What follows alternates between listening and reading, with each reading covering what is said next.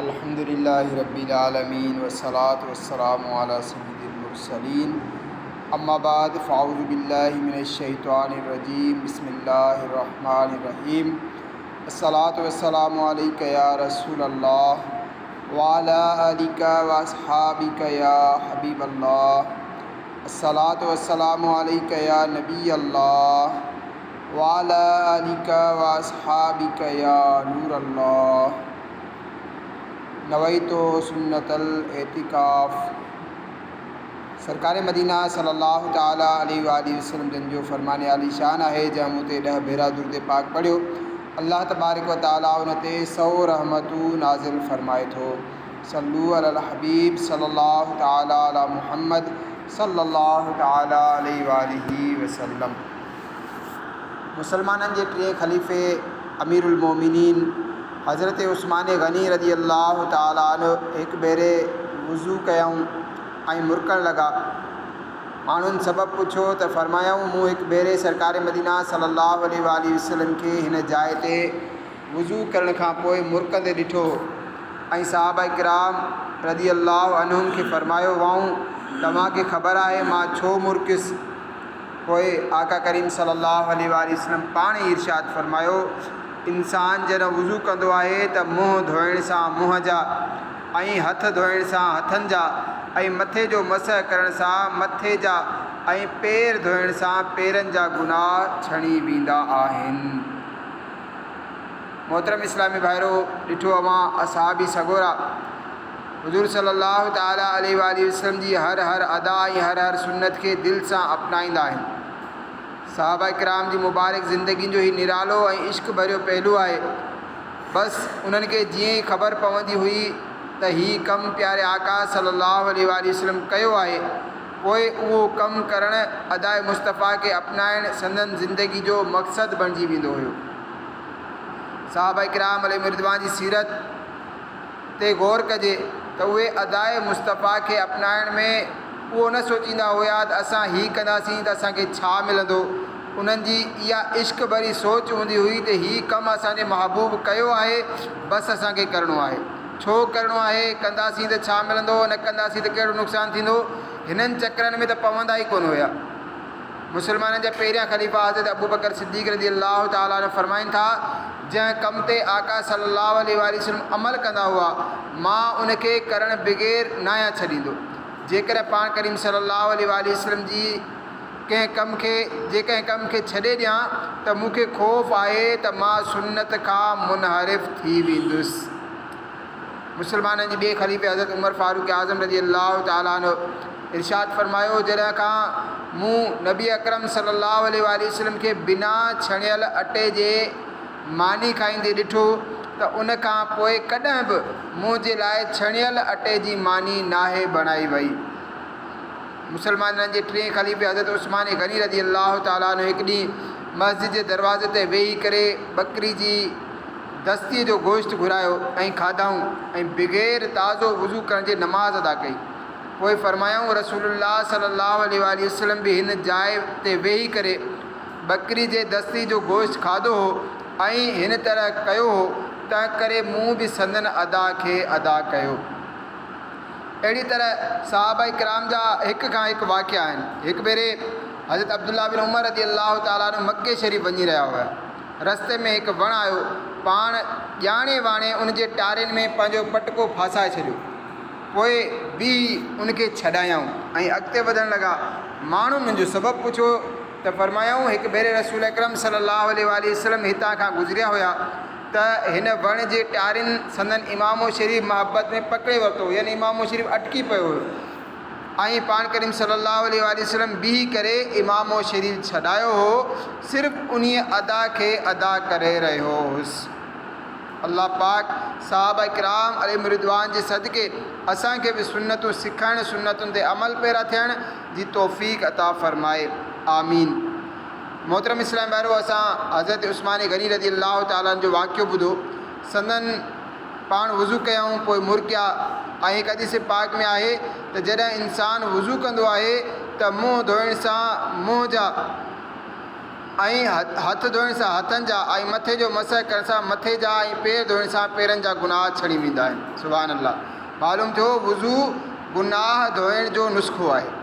मशहूरु मुफ़सिर क़ुरान मुफ़्ती अहमद यार ख़ान नईमी रहमतुल्लाह ताला अलैह इन्हीअ मफ़हूम जी हिकु हदीस शरीफ़ जे हवाले सां फ़रमाइनि था, ख़्यालु रहे हिते सिर्फ़ु हिननि उज़वनि यानी मुंहुं, हथ, मथो ऐं पेरनि जे गुनाहनि जी माफ़ी मुराद न आहे, बल्कि वुज़ू जी बरकत सां सभई एसि ताईं जो दिलि ऐं दिमाग़ जा गुनाह बि मुआफ़ थी वेंदा आहिनि। मुफ़्ती साहब वधीक फ़रमाइनि था हिते गुनाह मां गुनाह सगीरा मुराद आहे, छो त गुनाह कबीरा तौबा खां बग़ैर ऐं ॿाननि जा हुक़ूक़ साहिब हक़ जी मुआफ़ी जे बग़ैर मुआफ़ न आहिनि थींदा। मतिलबु हीअ आहे त जेको शख़्स चङो वुज़ू कंदो करे उन जे सभिनी उज़वनि जा सगीरा गुनाह हिन पाणी सां निकिरी धोपिजी वेंदा। सुभान अल्लाह। अल्हम्दुलिल्लाह वुज़ू करण वारे जा गुनाह छणी वेंदा आहिनि। हिन ज़मीन में हिकु ॿियो वाक़ियो ॿुधो। हज़रत अल्लामा अब्दुल वहाब शहरानी रहमतुल्लाह ताला अलैह नक़ल कंदा, हिकु भेरे सैयदना इमाम आज़म अबू हनीफ़ा रहमतुल्लाह ताला अलैह कूफ़े जी जामे मस्जिद जे वुज़ू खाने में तशरीफ़ फ़रमा थिया त हिकु नौजवान खे वुज़ू कंदे ॾिठऊं। उनखां वुज़ू में इस्तेमालु थियल पाणी जा क़तरा टिमी रहिया हुया। पाण रहमतुल्लाह ताला अलैह इरशाद फ़रमायो, ए पुट, माउ पीउ जी नाफ़रमानी खां तौबा कर। उन अर्ज़ु कयो, मूं तौबा कई। हिकु ॿिए शख़्स खे वुज़ू जे पाणी खे मुलाहिज़ा कयऊं त पाण रहमतुल्लाह ताला अलैह उन शख़्स खे फ़रमायो, ए मुंहिंजा भाउ, बदकारी खां तौबा कर। उन अर्ज़ु कयो, मूं तौबा कई। ऐं हिकु ॿिए शख़्स जे वुज़ू जे पाणी खे ॾिठऊं त उनखे फ़रमायूं, शराब पीअण ऐं गाना बाजा ॿुधण खां तौबा कर। उन अर्ज़ु कयो, मूं तौबा कई। हज़रत इमाम आज़म अबू हनीफ़ा रहमतुल्लाह ताला अलैह ते कशफ जे सबबु, छो त माण्हुनि जा ऐब ज़ाहिर थी वेंदा हुया, लिहाज़ा पाण बारगाह खुदाबंदी में हिन कशफ जे इज़हार जे ख़तमु थियण जी दुआ घुरी। अल्लाह पाक संदन जी दुआ क़बूल फ़रमाई, जंहिंसां संदन खे वुज़ू करण वारनि जा गुनाह छणंदे नज़र अचणु बंदि थी विया। प्यारा इस्लाम भाइरो, हिन ईमान अफ़रोज़ वाक़िए मां असांखे ॿ ॻाल्हियूं सिखण जे लाइ मिलनि थियूं। पहिरियों त वुज़ूअ जी बरकत सां गुनाह छणंदा आहिनि, वुज़ू जी बरकत सां गुनाह छणंदा आहिनि। ॿियो इहो बि मालूम थियो त अल्लाह पाक जा नेक बाना ॿियनि जा ऐब ॾिसणु पसंदि न कंदा हुया। ॾिसो, इमाम आज़म खे बतौर करामत ॿियनि जा ऐब नज़र ईंदा हुया त पाण दुआ कयऊं त हीअ करामत खेनि खां वापसि वरिती वञे। अफ़सोस, हाणे असांजी हालति बिल्कुलु उबती आहे। अल्लाह वारा कोशिशि कंदा हुया त उन्हनि खे ऐब नज़र न अचनि। हाणे माण्हू ॿियनि जा ऐब ॻोल्हिनि था। कोशिशि कई वेंदी आहे त कहिड़ी तरह फलाणे जा ऐब नज़र अचनि ऐं मां उन जा ऐब राज खे ॿुधाए खेसि ख़्वार कयां। अल्लाह पाक असांजे हाल ते रहम फ़रमाए। काश ॿियनि जा ऐब ॻोल्हण वारा न, बल्कि ऐबनि ते परदो विझण वारा बणिजी वञूं। ऐबों को ढूंढती है फ़क़त ऐब जू की नज़र, जो ख़ुश मिजाज हैं हुस्नो कमाल देखते हैं। वुज़ू जी शुरूआत कॾहिं ऐं कीअं थी? हिकु भेरे मुसलमाननि जे चौथे ख़लीफ़े अमीरुल मोमिनीन हज़रत अली मुर्तज़ा रज़ी अल्लाह ताला अन्हु तवाफ़ करे रहिया हुया। इन दौरान कंहिं संदन कुल्हे ते हथु रखियो ऐं अर्ज़ु कयो, हुज़ूर, हिकु सुवालु पुछिणो आहे। हज़रत अली मुर्तज़ा रज़ी अल्लाह ताला अन्हु ख़ामोश रहिया ऐं तवाफ़ जारी रखियऊं। तवाफ़ जा 7 चकर मुकमल कया। पोइ हती में काबा में तवाफ़ जूं 2 रकातूं अदा कयूं। पोइ फ़रमायूं, उहो सुवालु पुछण वारो किथे आहे? उहो शख़्स हाज़िर थियो। फ़रमायूं, हाणे सुवालु कर।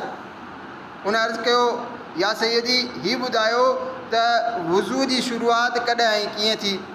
हाणे ॿुधो बाबे मदीनतुल इल्म जो जवाबु। मौला अली रज़ी अल्लाह ताला ने फ़रमायो, अल्लाह पाक जॾहिं मलाइकनि खे फ़रमायो हो, इन्नी जाइलुन फिल अर्द ख़लीफ़ा, यानी मां ज़मीन में पंहिंजो नाइब बणाइण वारो आहियां, उन ते मलाइकनि अर्ज़ु कयो, अतजअलु फ़ीहा मन युफ़सिदु फ़ीहा व यस्फ़िकु दिमा, यानी छा तूं ज़मीन में उनखे नाइब बणाईंदे जेको उन में फ़साद पखेड़ींदो ऐं रत वहाईंदो?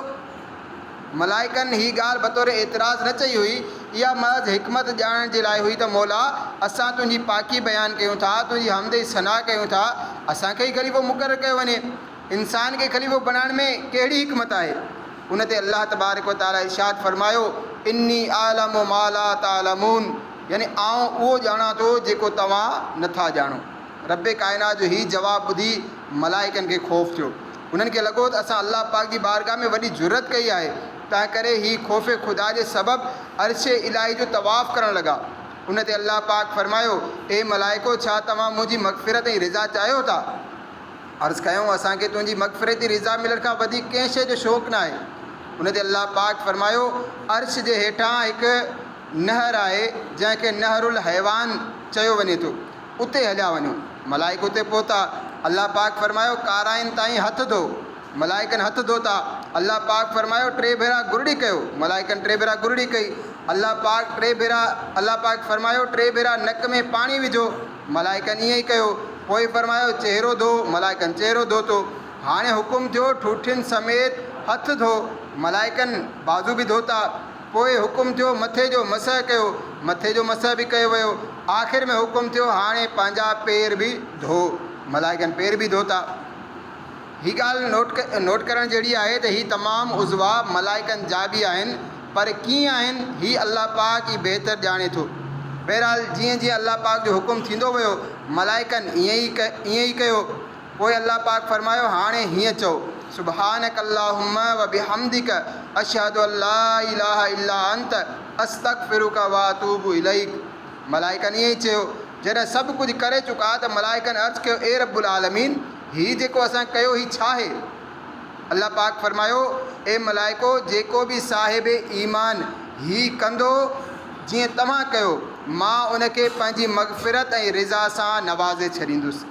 जॾहिं हू हथु धोईंदो त उनजे हथनि जा गुरड़ी करे त वात जे अंदरि जा, नक में पाणी विझे त नक जा, चहिरो धोए त चहिरे जा, पेर धोए त पेरनि जा गुनाह छणी वेंदा आहिनि, जेतोणीकि ज़मीन खां आसमान ताईं छो न हुजनि। ऐं जॾहिं हू मथे जो मसह कंदो आहे त मुंहिंजी रहमत उनखे ढके वठंदी आहे। मलाइकनि अर्ज़ु कयो ए अल्लाह पाक छा ही असांजे लाइ ख़ासि आहे? फरमायो हीअ तव्हांजे लाइ बि आहे ऐं हू जंहिंखे मां ख़लीफ़ो ठाहींदुसि यानी हज़रत आदम अलैहिस्सलातु वस्सलाम ऐं उनजी औलाद जे लाइ बि इहा ई फ़ज़ीलत आहे। सुभान अल्लाह। प्यारा प्यारा इस्लाम भाइरो, अल्लाह पाक जूं कहिड़ियूं करम नवाज़ियूं आहिनि। काश असांखे गुनाहनि जी मुआफ़ी, मग़फ़िरत ऐं बख़्शिश ऐं अल्लाह पाक जी रिज़ा जी दौलत नसीब थी वञे। तू बस रहना सदा राज़ी नहीं है ताबे नाराज़ी, तू नाखुश से जिससे हो बर्बाद है तेरी कसम मौला, अता कर आफ़ियत तू नज़ो कब्रो हशरों में या रब, वसीला फ़ातिमा ज़हरा का कर लुत्फ़ो करम मौला। सल्लु अलल हबीब सल्लल्लाहु तआला अला मुहम्मद सल्लल्लाहु अलैहि वसल्लम। इमाम गज़ाली रहमतुल्लाह ताला अलैह फरमाईंदा शरीयत तहारत यानी वज़ू ऐं गुस्ल जे लाइ 2 शयूं मुक़ररु फरमायूं आहिनि। हिकिड़ो पाणी, ॿियो मिटी। पाणी सां असां वज़ू ऐं गुस्ल कंदा आहियूं, मिटी सां तयम्मुम कंदा आहियूं। इमाम गज़ाली रहमतुल्लाह ताला अलैह फरमाईंदा थोरो गौर कयो, दुनिया में ही 2 शयूं बाहि विसाइण जे कमु अचनि थियूं। बाहि ते पाणी हारियो त बाहि विसामी वेंदी, पाणी न हुजे त मिटी विझो, उन सां बि बाहि विसामी वेंदी। मालूम थियो पाणी ऐं मिटी 2 बाहि विसाइण जे कमु ईंदा आहिनि। तंहिं करे जॾहिं मोमिन बानो उन जे ज़रिए वज़ू ऐं गुस्ल कंदो आहे त उन जी बरकत सां इंशा अल्लाहुल करीम जहन्नम जी बाहि विसामी वेंदी आहे।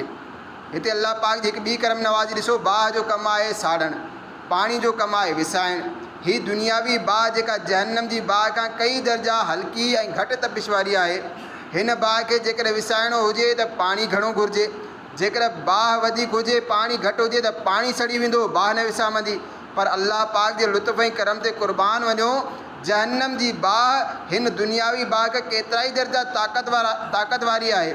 वज़ूअ में जेको पाणी इस्तेमालु थींदो आहे उहो तमामु घटि हूंदो आहे, पर अल्लाह पाक पंहिंजे फ़ज़ल ऐं करम सां हिन घटि पाणी सां जहन्नम जी तमामु घणी बाहि खे विसाए छॾींदो आहे। प्यारा इस्लाम भाइरो, वज़ूअ जा 4 फ़र्ज़ आहिनि। पहिरियों ठूठियुनि समेत 2 हथ धोइणु, ॿियो चहिरो धोइणु, टियों मथे जो मसह करणु ऐं चोथों भेॾियुनि समेत 2 पेर धोइणु। वज़ू में ही 4 फ़र्ज़ छो रखिया विया? इमाम गज़ाली हिन हवाले सां हिकु हिकमत भरी ॻाल्हि फरमाइनि था त क़यामत जे ॾींहुं बुनियादी अज़ाब 4 ई आहिनि। पहिरियों चहिरो कारो थी वञणु, अल्लाह पाक फरमाए थो जंहिं ॾींहुं केतिरा ई मुंहुं रोशन हूंदा ऐं केतिरा ई मुंहुं कारा हूंदा। ॿियो आमाल नामो खाॿे हथ में मिलणु, अल्लाह पाक फरमाए थो ऐं रहियो उहो जंहिंखे उनजो आमाल नामो खाॿे हथ में ॾिनो वेंदो त उहो चवंदो ए काश जो मूंखे मुंहिंजो आमालनामो न ॾिनो वञे हा।